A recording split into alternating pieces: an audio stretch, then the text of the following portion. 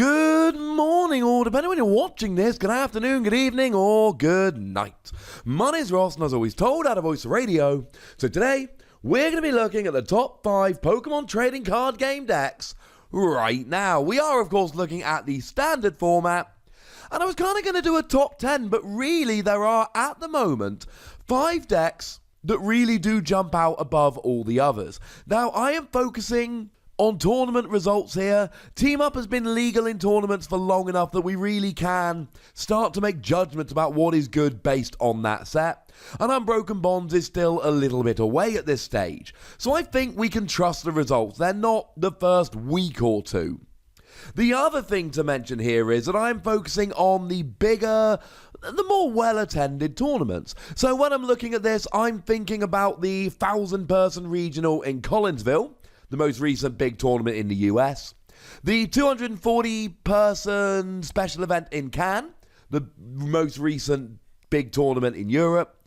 The 240-person regional in Fortaleza, the most recent big tournament in Latin America. And the 100-person regional in Perth, the most recent big tournament in Oceania. So I'm taking the most recent big or decent-sized tournament from each of the 4 main regions. Other than Japan, they're doing their own thing. So there are a few decks that came vaguely close to making the list, but did fall a little bit short. For instance, Malamar Spread. Malamar Spread really revolves around using Malamar to accelerate energy, and then there are a few different ways to play it. You can go full spread with stuff like Tapu Koko and Spell Tag, or you can go more straightforward attacking. Either way, you play Giratina from Lost Thunder.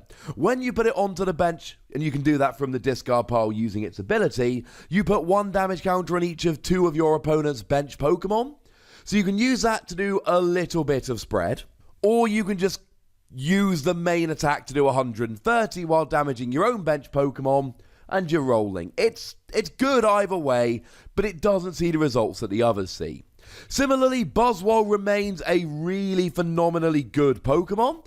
30 to the active, 30 to the bench for 1 energy, 160 for free, plus you got Beast Ring to accelerate energy, plus you got Diancie Prism Star to do an extra 20 damage. It's got a lot of advantages. It pairs well with Lycanroc, but it's just not good enough at the moment. We also see a little bit of love for Sylveon decks, just playing a bit of disruption. And this is top cutting more than I was expecting it would be at this stage of the format. You use Magical Ribbon to search out cards, and you can get everything from Crushing Hammer to discard, and Ace Roller to heal, and Max Potion to heal. There are again different ways to go ahead and be playing this. And of course, I've got to mention Wonderland with Prism Star to increase attack cost. It's a fun disruption deck. And the other deck which is doing quite well are disruption decks generally, but nowadays they tend to be built around the Vileplume from Burning Shadows, the one that prevents attacks from basic Pokemon. While it's active, your opponent's basic Pokemon cannot attack. And as we're going to see as we go through the top 5, it is not entirely, but predominantly basic Pokemon.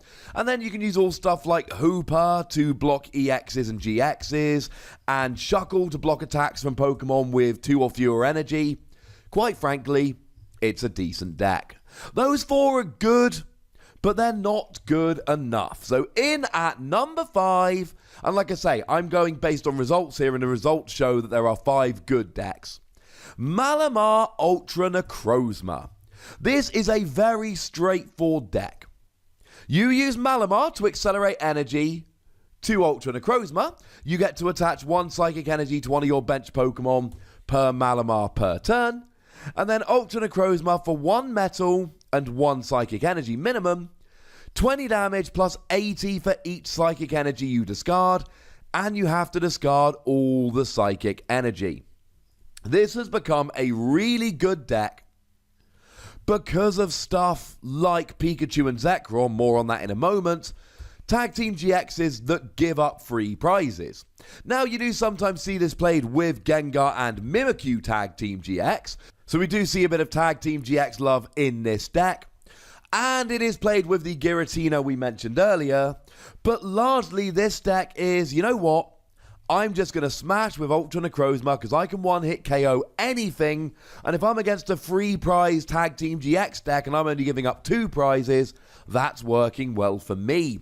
Don't sleep on the GX attack. Now, unfortunately, it can only be used if both players have 6 prize cards remaining or fewer between them, but then you get to put 6 damage counters on each of your opponent's Pokemon. That's pretty good spreading. And also, Viridian Forest has been great for this, because you need to be able to search out your Metal Energy, and you're only playing a couple. Viridian Forest letting you search them out is huge for this deck. In at number 4, Zapdos Jirachi. Now, I'm right about a lot of stuff, but I'm also wrong about a lot of stuff. I do make a lot of predictions. And one of my predictions was that when it came around to Tag Team GXs, Zapdos Jirachi was just not going to be able to hang. And the reason for this was that these cards actually came out in a mini set in Japan, and there was a format where these were legal and Tag Team GXs weren't, and this deck just wrecked the format. It was far and away the best deck. And then Tag Team GXs came out, and over in Japan it just wasn't as good. It did not see as much play. Well, ladies and gentlemen, I was wrong. It's not been the powerhouse deck it was in Japan, but it has seen an awful lot of success. And at its core, it's a very simple deck. Zapdos does 80 damage if you became active this turn. Jirachi's got an amazing ability whereby, if it's in the active, look at the top 5 cards of your deck, find a trainer card, put it into your hand. So you just play a deck that revolves around switching, and every turn you get Jirachi in the active, use the great ability, use Escape Board to retreat for free, because Jirachi goes to sleep when he uses the ability, but it doesn't matter because Escape Board lets you retreat when you're asleep, and then hit 80 with Zapdos. Except it's not really 80 with Zapdos because of the whole electro power thing, and you are left with a really, really good deck. It's generally played with Rainbow Energy so that you can take advantage of non-GXs like Nihilego and Buzzwole. Nihilego lets you copy any attack on your opponent's side of the field, just so long as they've got 2 prize cards remaining. And Buzzwole does 120 for a single energy as long as your opponent's got 4 prize cards remaining.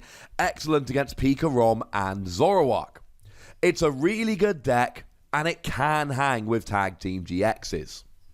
In at number 3, a deck that has been around for a long time. The only deck that really has been around for ages on this list, Zoroark Lycanroc. I suppose Malamar Ultra Necrozma has been around for a while. Zoroark remains probably the best Pokemon in the format, regardless of what else is released, though Pikachu can give it a run for its money. More on that in a moment. Discard a card from your hand to draw 2 is an amazing ability. 120 for a double colorless energy is really consistent attack for just a single energy attachment. It has been good for a very long time, and it will remain good until it rotates. Nowadays, it tends to be played primarily with Lycanroc. Certainly over the last month or so in big tournaments, the best Zoroark decks have been with Lycanroc. Lycanroc has got a gusting effect as an ability, drag a bench Pokemon active, but it's also got a really nice GX attack. And generally speaking, you don't use Zoroarks, so being able to do 50 damage for all of your opponent's bench Pokemon for just 2 energy, yeah, not bad. Not to mention that with a Fighting Energy and a double colorless, you will get an easy one-hit KO on a Zoroark. The lists have been getting a little bit more techy as time goes by. Oranguru is now generally used for resource management, so you don't run out of resources. We do see that as people are playing Ditto Prism Star anyway, it can evolve into any stage 1. You might as well play a single copy of Alolan Muck to turn off basic abilities if you need to. That's become pretty popular. Some people play Alolan Grimer, some people don't. And we do sometimes even see this played with Lucario GX, just because it hits weakness on Pikachu. Gonna be honest with you, ladies and gentlemen, that's the main reason to play it. Although it is, in and of its own right, a really nice attacker. In at number 2, we've got Blacephalon. And Blacephalon is basically a better version of Malamar Ultra Necrozma. And it's good for the same reasons. So you've got NAGANADEL here that accelerates energy from the discard pile to itself, once per NAGANADEL per turn. And then you've got Blacephalon that lets you lost zone as much fire energy as you like, and do 50 damage for each one lost zoned. And it can one-hit KO tag Team GXs. And that's the reason it's so good. You've also got Beast Ring to accelerate energy, which is really nice. But primarily, ladies and gentlemen, this is amazing because it can one-hit KO tag Team GXs. This is why I was not convinced that Zapdos Jirachi was going to be an amazing deck, because most of the good decks we see around at the moment are either direct counters to tag Team GXs, they turn them off, or they can one-hit KO, or they are these big tag Team GX decks. Blacephalon is good because it can counter them really quite nicely. And actually, we've even seen a few of these lists start to play a 1-1 line of Alolan Muck as well, which is pretty nice. And of course, we've mentioned them already, but you've got stuff like Tapu Koko Prism Star that I will mention in a moment, and then stuff like Jirachi that you're turning off here. It's pretty good in terms of just helping you out. Also turns off Hooper, turns off Shuckle. Yeah, Alolan Muck. I made a video a little while ago saying that it should be played more. It really is starting to be teched in as a one-of in a huge amount of decks. But anyway, we're not talking about Alolan Muck today. We're talking about the top 5 decks. Number 1, it's Pikarom. Pikarom is the number 1 deck, and I do feel very strongly about that. It won over in Cannes. It didn't win in Collinsville, but it did have a lot of representation in top 32. Now, one of the things I've had to do here is separate out Pikarom decks and Zapdos Jirachi decks. I really do believe they are different, even though Pikarom often plays Zapdos. And the reason is Zapdos Jirachi really rely on switching in and out and picking away, whereas Pikachu and Zekrom is, look at me, I'm going to smash. If you really wanted, you could split Pikarom into, I'm going to smash with Pikarom, and I'm going to play a bit slower with Zapdos Jirachi, but it just gets too complicated at that point. So Pikachu and Zekrom then. Free energy, 150 damage, and you accelerate free energy. But you've got Thunder Mountain, which lowers it by 1. You've got Tapu Koko, which attaches 1 energy to each of 2 benched Pokemon. And then it's essentially a single energy attack at that stage. And as soon as you use 1 Pikarom, you've got free energy on a second ready to go. And then at some point you get 6 energy on 1 and you do 200 to the active, 170 to the bench, which is enough to KO something like a Tapu Lele. Make no mistake about it, this is just over the top good. I should mention that Jolteon gets played in a lot of these lightning decks nowadays, because it's just a nice low energy attacker. And it's got free retreat. And it can do decent damage. And remember, like the other lightning decks, you've still got electro power to do a whole bunch of extra damage. Lightning is taking over the format. Don't worry, when Unbroken Bonds comes out, it's going to be fire. I'll do a video about that in due time. As it stands at the moment, ladies and gentlemen, I feel comfortable saying Pikarom is the best deck in the format. Certainly, I believe there is a clear line of delineation between the top 5 decks I've listed here and all the others. But I would very much like to know what you think. So please do let me know in the comment section. Go nuts! But please do remember the rule, ladies and gentlemen. Be nice, would ya? And then make sure you like this video, subscribe to this channel, follow me on Twitter at TheWassy, and Twitch for some live action at twitch.tv/PTCGRadio. If you want to support the channel, get some bonus podcasts and all that, head on over to patreon.com/PTCGRadio, where you can do exactly that. And please do make sure you're checking out youtube.com/WassyPlays, where we talk about other games that don't have Pokemon in. But by far the most important thing, as always, look after yourselves till next time. Thank you very much for watching. My name's Ross, and you've been watching PTCG Radio.